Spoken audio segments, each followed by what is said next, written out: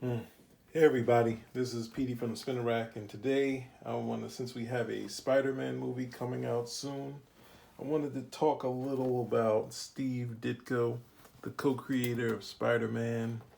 Um, the the most of the time when they talk about him, they talk about him in a way of if his views and values didn't get in the way, he would still be sort of doing Spider-Man and be in the know.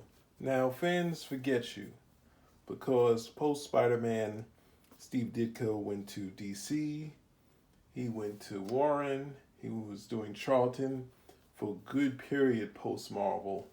There was a ton of stuff outside of Mr. A or some of his, as they say, his objectivism, his Ayn Rand type of stuff. But most of the time, people just talked about objectivism and him arguing and all this other stuff that wasn't in the book. Definitely wasn't really, in Spider-Man, right? A lot of times they talk about that being the cause of the friction between Stan and Steve Ditko. But the history of Stan and but then there's also Spider-Man himself that's always been in question. Spider-Man himself has been in question because at the same time, man, where's my Stan Lee book? I had a Stan Lee book here, didn't I? I don't have my props. Stan Lee said in his many times about how him and Steve Ditko kind of went to blows, saying how he originally planned to do Spider-Man with Jack Kirby. Jack Kirby's Spider-Man was too muscular, so he went to Steve Ditko, and then later they had a disagreement over the Green Goblin. That Steve Ditko wanted the Green Goblin to be someone else. And then, of course, Steve Ditko left, and Stan went to make him a character that was within the book. Now, we're going to get to that, so put a pin in that. We're going to talk about that later, because the other problem is then we had one Jack Kirby, who came into being interviewed by many people, saying how Spider-Man was his creation. That Spider-Man was actually a product of him and Joe Simon, right? That he brought that as a product of those two, the classic Simon and Kirby team. He had a logo without the, the hyphen in it, and he went and brought that to Marvel and Stan Lee. And then for his proof that he created Spider-Man,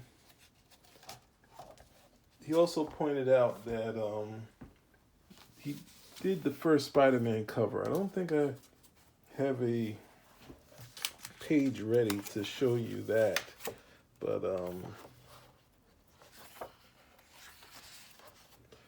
let's see.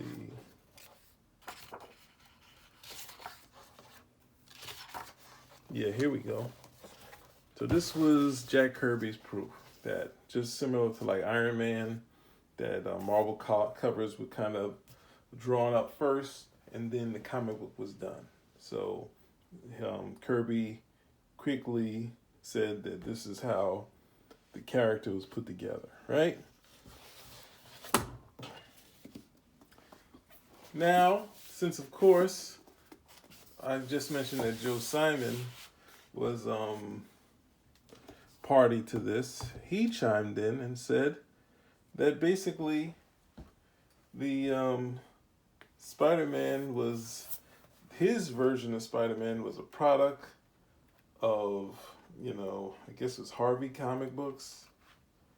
And ultimately, there's a character called the Silver Spider that was developed with C.C. Beck, the co-creator of Captain Marvel.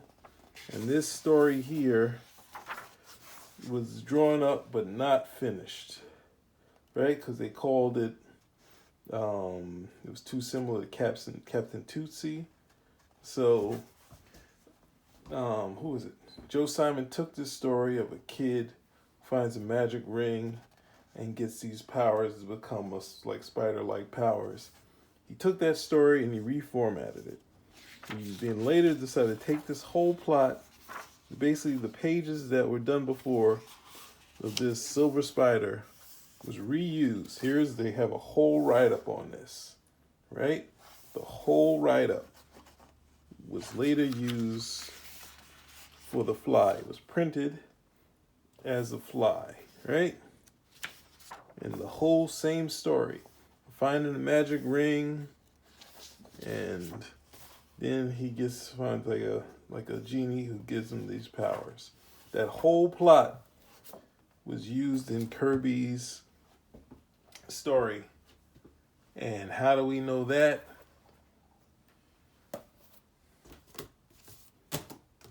Because Steve Ditko said so, right? And he basically, Jack Kirby forced it out of him. Jack Kirby, in taking credit for Spider-Man and saying it was a product between him and Joe Simon, even though it was a product of Joe Simon's, and Kirby took an existing story and they reused it. So it's he's the co-creator of The Fly, but somehow kind of like taking something. I know they were partners, but there were stuff that there were books that Joe Simon did without Kirby, and the Silver Spider is something that was started without Kirby. So you can kind of say, hey, how did this happen? He did do some stuff with that character. Basically, post Post Comics Journal. And this is the thing. The point of this video, I've gone on a little long, to give you some Spider-Man history, right? And this is to say that there are books and there are passages that you can get to find out about the history of Spider-Man through Ditko's eyes. Because we've heard Kirby, we've heard Stan Lee, we've heard even Joe Simon. But we have a ton of articles by Steve Ditko that gives some Marvel history. It's not that long, but most of the time people struggle with Kirby because he has all these other things where he talks about original art, he talks about right and wrong, stuff like that. He's got some heavy ideals here, and he's kind of, because it's, I don't know, it's not passages by Alan Moore, people kind of pull back, right? But we have all the history in these books. Now, I'm going to tell you how I started finding these. I would go to Jim Hanley's in New York on, I think it was on 33rd Street. And I would go there, and they would have all of these sort of self-publishing by Steve Ditko and Robin Snyder. I thought Robin was a guy, but actually female. And then I slowly would pick up all these books, right? So I get my Ditko fixed in, right? So when you read books like World of Ditko, and even in Joe Simon's book, Marvel's, Kirby's book here that I just showed you, they're all pulling some excerpts out from these Robin Snyder books and these self-published things that were done with Steve Ditko. So here, this is his reaction, because Kirby said that he created it and they gave it to Ditko to draw, and he did a fine job. But Ditko says something different. He points out that when Stan told him the plot of the kid with a magic ring, Ditko said, that sounds like The Fly. And Stan heard that and called Kirby, came back to Ditko and said, you're doing Spider-Man now. And they scrapped everything. So that would cut, and that's why you see, I think in Kirby, when they went to the trial, they initially asked for Spider-Man, and then at some point, they took Spider-Man out. Because there's enough information to say that Kirby's Spider-Man wasn't the one that showed up in print. And using an example, this is a rough drawing of what Spider-Man possibly could have been. I have my own ideas. I guess since I'm here, I might as well say it. But you see this sort of look? We saw, what is it? I think I should have had this ready. There is the Night Fighter costume, where people say that, but we've seen Joe Simon's Silver Spider, which has a blue costume, and I always go to this and say we already have a costume that's similar to the Night Flyer. You know, that's just needs a little bit of alteration, and it could have possibly been what Kirby sent to Marvel as his Spider-Man, right? So this is a bunch of stuff. So let's go to this Fly issue, right? Sorry, I have to go through this. And we have this character, the Spider Spree, right? Now this, if you put the goggles on this character, which is what Joe Simon did, and give it a muscular tone, this is what Joe Simon did as his Silver Spider that he kept, that was on his website. And I'm going to show you, hopefully I can find a drawing that'll be at the same time. So it's basically this costume. And I think Kirby also used this design for, there's one of his heroic American heroes, which has a star on the head, but it could have possibly been what Kirby used for his Spider-Man, right? So, does he have Buccaneer boots? Nope. But basically, that got Ditko to at least explain his side, right? And basically not say that he took credit from Stan or Kirby.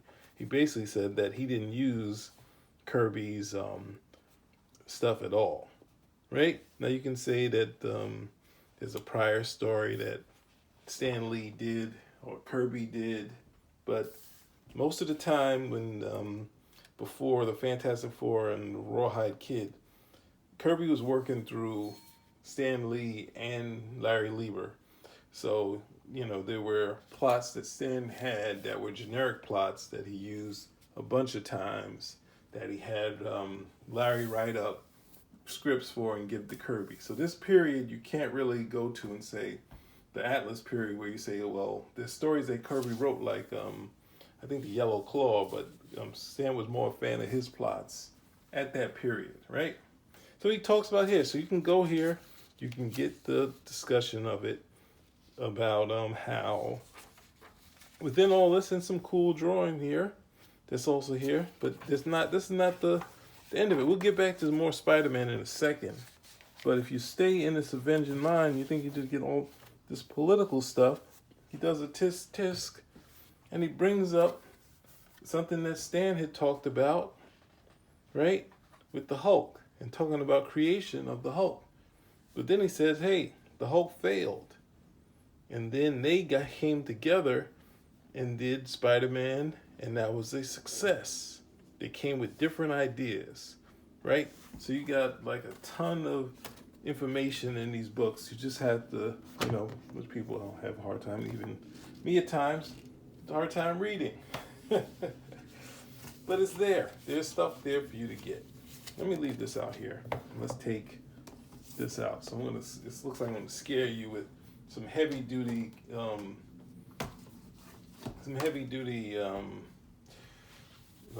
objectivist stuff, but I'm not. It's a total ruse, right? And we got TskTsk, right? Ditko package is literally a package drawn here, right? And this, you know, some complaints about different things, but towards the end, this is where Ditko kind of brought up the creation thing again, right?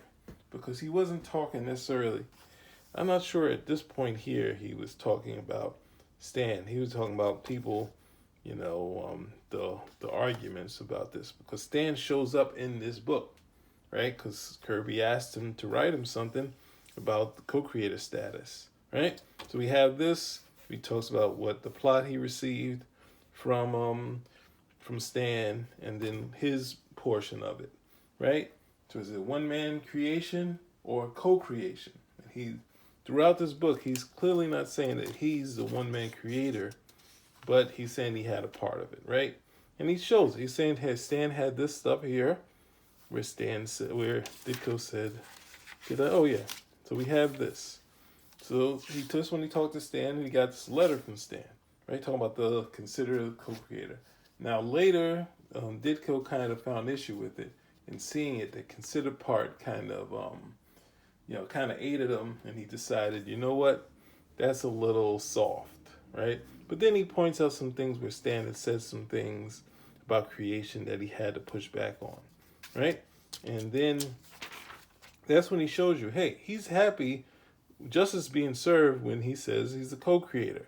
See, there's Spider-Man Stan Lee, Spider-Man Steve Ditko, justice, right? He said the Doctor Strange was Steve's idea.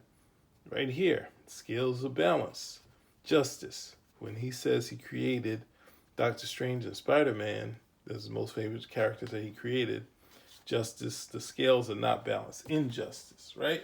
So it's kind of heavy, but basically thoughts of basically him as talking about creation and whatnot, right? But you think it's just going to be heavy and stuff like that. It's not. I said it wasn't going to be. Now, I mentioned that this is with Robin Snyder. You can go, she's on Facebook. They put out a lot of Kickstarters, which I purchased, which are all fun. I mean, you're not going to get, Ditko, Spider-Man, but, from some of the comics. But, this is Steve Ditko later in life. But in the comics, by Robin Snyder, this one is in 2000, Ditko started giving up the history of Spider-Man, right? And he started giving up some of his ideals since everyone was going back and forth, right? And in this thing, he started to slowly peel back the onion and tell some ideas and different things that were going on in the past. And talk about how him and Stan Lee started become having their differences, right? So this one, he talks about basically opening up the court where the fans could be jurors, and he would talk to the fans about some of the history, right? So early on in this, he talks about how the Green Goblin was a character. His identity was a character within the book, so that sort of thing was already set up in there. So, and I'm not sure about the timing. I'm not sure about the timing because we have it here where we introduced him, but I'm not sure that, well, no, that's the thing. He said here, I'm just jury, but so we'll get to more of that. He says he's already set up in this book, right? So it wasn't planned to be a nobody, right? That was one of the first articles on here, and talking about how he changed the plot of the Green Goblin because it's supposed to be a movie studio. They go into a cave, they go and get into this sarcophagus, and the Green Goblin comes out. And Ditko felt it was a little too magical for Spider-Man. So Spider-Man's kind of a ground level hero, right? Let's turn that over. The next story will be Amazing Fantasy 15. He establishes that it wasn't necessarily as the scripts say, where it says written and illustrated. Since there's not a plot, it should be, it's by a plot, not by a full script. Then that would be, plot, art, and then the script afterwards. So it would be kind of he was saying the credits don't really let you know that the plot is different from someone writing a full script, right? So I think early on, what Ditko's issue when they were arguing that Stan was kind of being pushed to where people were coming in and saying different things of what, they should do. The outsiders were kind of having swaying Stan to say things that when he liked something, he would kind of start to back off on it, right? And say something about worrying about the code, using them as sort of saying, hey, I think it comes up the spider poses came up issue, the spider sense, and then even the split face Spider-Man. All that stuff became issue between Steve Ditko and and Stan Lee, right? I wanted to see if I could show you an example, right?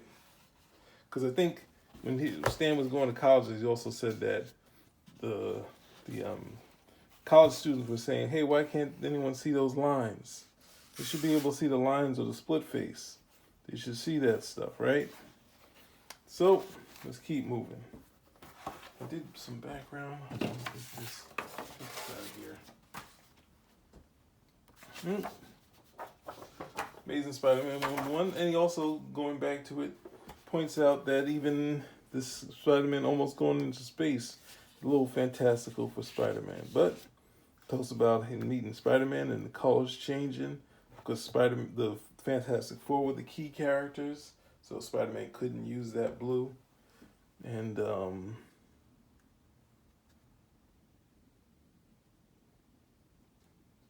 yep, okay, so I can show you this. So Spider-Man fights the Chameleon.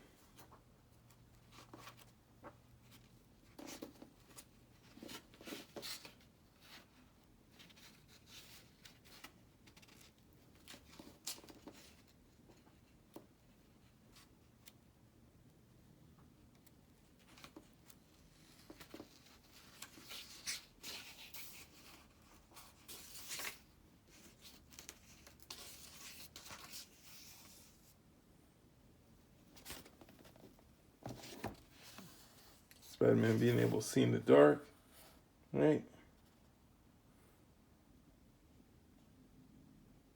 This is where like the spider sense first sort of comes up, right? There's a tingling right there.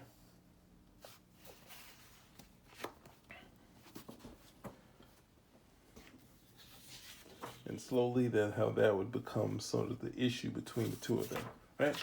So let me keep going. How far am I gonna go? Amazing Spider-Man 2, talking about the Vulture and Tinkerer not really being too keen on Spider-Man fighting space aliens, but you could see, and then what Stan's idea of a good villain was, kind of a bulky type of one.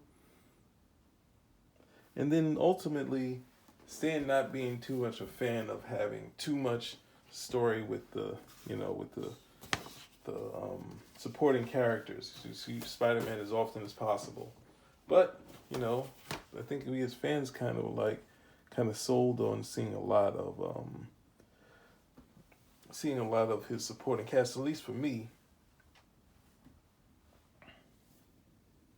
And see some of this stuff talking about the differences him and Stan were having. And this is the thing that they mean, just having discussions. And I don't know, I can only add in opinion saying possibly Stan didn't really like having to hash things out. He wanted to be the editor and say, no, let's do this. So here's another point where the Spider-Woman was actually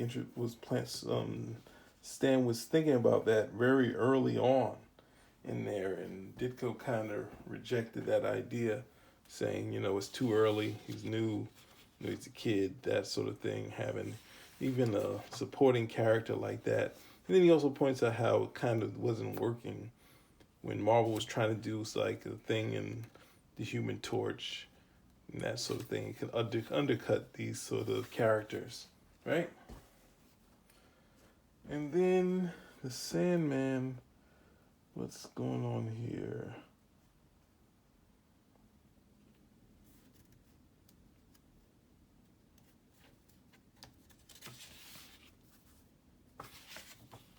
Right, so this is where we get to a point where he brings up Betty Brant, right?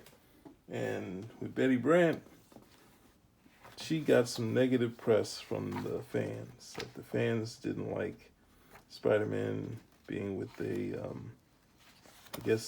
an older woman in the story because she was a working woman, right? Let me see, we have a Betty Brant shot in here. Hey, here we go. So we have Betty Brant, but they also, I think one of the later ones he talks about the people have an issue with, Aunt May, right? So, but she clearly wasn't that much older than Peter Parker, but, since there was coming an issue and they were talking about it, Steve Ditko was saying, well, maybe we could kill her And then Stan said no, so Stan vetoed one of Ditko's ideas. So yep, he agreed, right? So they could hash things out and see. And this next one talks about Aunt May, right? So this is, and as it keeps going, the next one talks about even J. Jonah Jameson parts where he was like, I guess, smiling like a madman. Where is this? Oh, this is Sinister Six.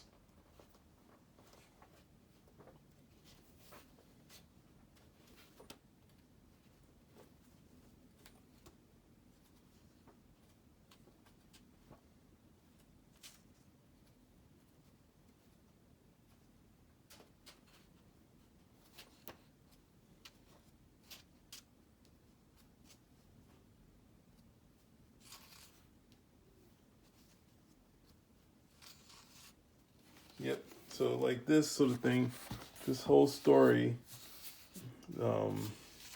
Stan was kind of trying to tell Ditko to tone it down on the smiles, on J. Jonah Jameson's smiles. And he's like, no, this is gonna make our story even better. And some people kind of try to say that J. Jonah Jameson was Stan, but Ditko says this is kind of taken off of a character that none of us know, the Great Gildersleeve. I think that's who it is. And this thing would lead to the failing, right? So you go from all of that smiling to being crushed because Spider-Man is back and fighting against evil, right? So yeah, this is the point of this video, is that there's 10, this is like a good 15 of these passages. We're talking about more influence here, right? And talking about him, not really thinking like something like Marvel Team Up works, of having these sort of guest stars, but that would be almost the success of the MCU, right? And then at some point, as this was going, people were writing in, kind of, talking about their own ideas, and it becomes a mistrial on 14, right? So I think there's one other follow-up to end this, but it's a sad way to go, because he was giving up the goods on Spider-Man, and with everyone else who never would question, Jack Kirby never questioned during the time where he took credit for Spider-Man, Stan never questioned. Ditko, while he was giving his thing, was questioned. So he's like, he didn't take kindly to that, right? But we're not stopping there.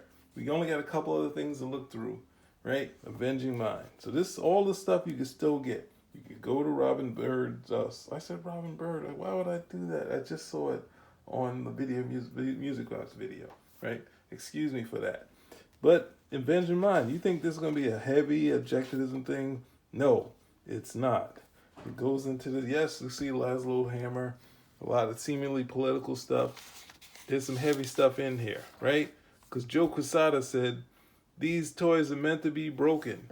And once you get on Steve Ditko's nerve, he's going to say something back. And basically saying, hey, like he doesn't, this is not him faulting Marvel, right? So he's like saying he didn't take kindly to hearing that you have to break the toys, right? And talking about this character who, decided, Laszlo Toth decided to, break a classic piece of sculpture, thinking he was important, and kind of connecting that to what's the name? To seemingly saying something about Quesada in his statements, right? So when Stan Lee has his book out, Excelsior: The Amazing Life of Stan Lee, basically Ditko had to go in again and point out that his portion, that he's in there, that it's not a one-man thing, because at some point Stan still, and I think it's in the documentary about Ditko, Searching for Steve Ditko, Stan had owned up that even though he said he considered him as the co-creator of Spider-Man, Stan felt that he was the guy, that he came up with the idea and he gave it to Ditko, and no matter what, he started it, right? So then one of the key things which would be the same thing similar to how Kirby, since he was in the inception and the idea of Spider-Man, would want to take credit.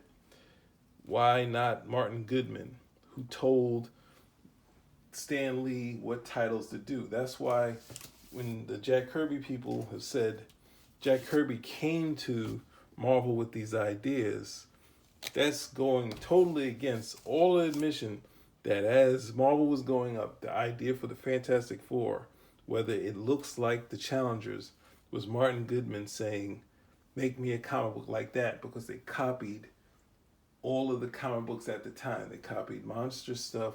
Anything that was they saw was successful, they would try to do it, right?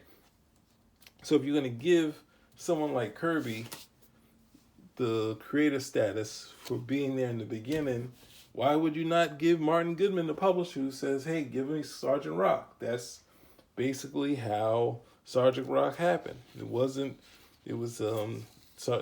Fantastic Four had big success, who was it? Martin Goodman said, hey, you can do that same thing with a war comic. And Stan Lee said yes. So him and Kirby did Sergeant Fury and Howling Commandos. And then on the ad, it said in the Fantastic Four style, right? So that's a selling point, right?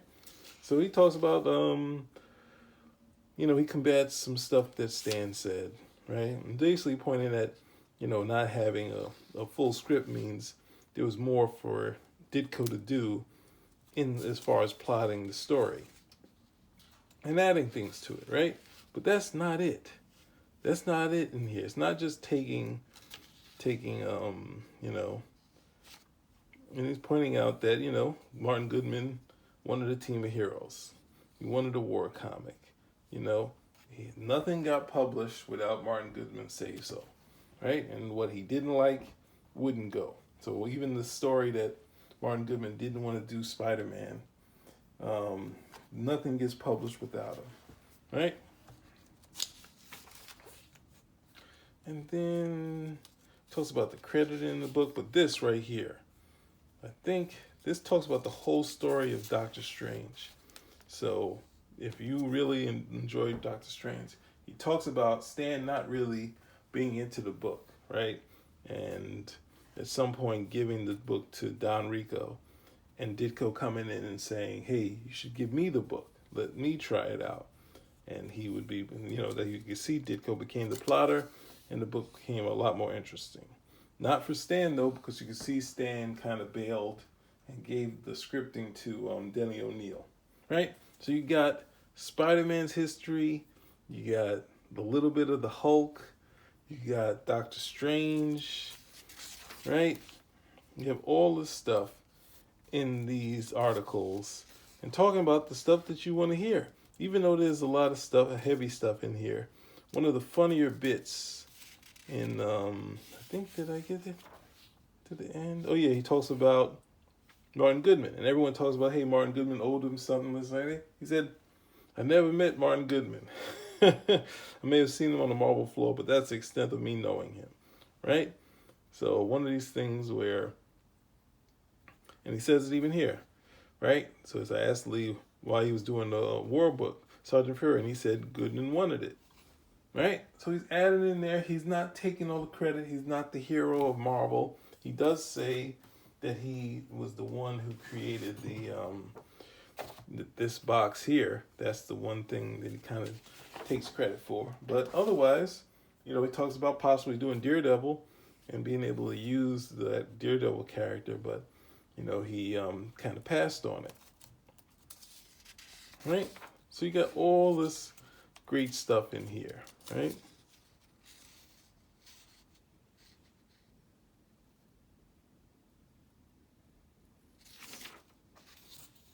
And you got art. I didn't even get into the art, right? Because before he passed, he was getting back to doing some more Mr. A's. He was drawing, like there's a lot of these books where he's going through this sort of stream of consciousness thing here, right? Where you could say it's a thing, you could say it's an adjectivism thing. Oh no, this one's just a straight story, right? So, and I think there's also an article of why he left Marvel. That one I don't have, but you can see that one online. But you should go look up Robin Schneider, get these sort of books. And one of the funnier things, I guess I'm going to end here, right? I don't have anything else to talk about. One of the funny things is talking about the original art, right? Where when Kirby was struggling with the contract for his older art, they was talking to Ditko about it, and Ditko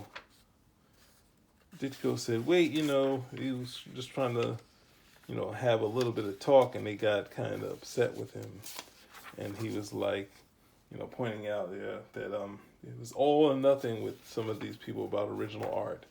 There was there's no even discussion at the same time, right? So with that said, he was he had a line where he said, where people think Ditko was Mr. A, and he said it was like all of them were a bunch of Mr. A's, like these seeing the world as black and white.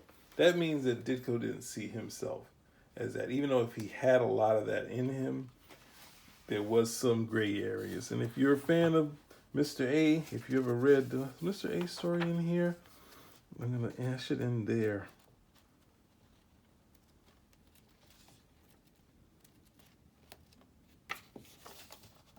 There's Mr. A.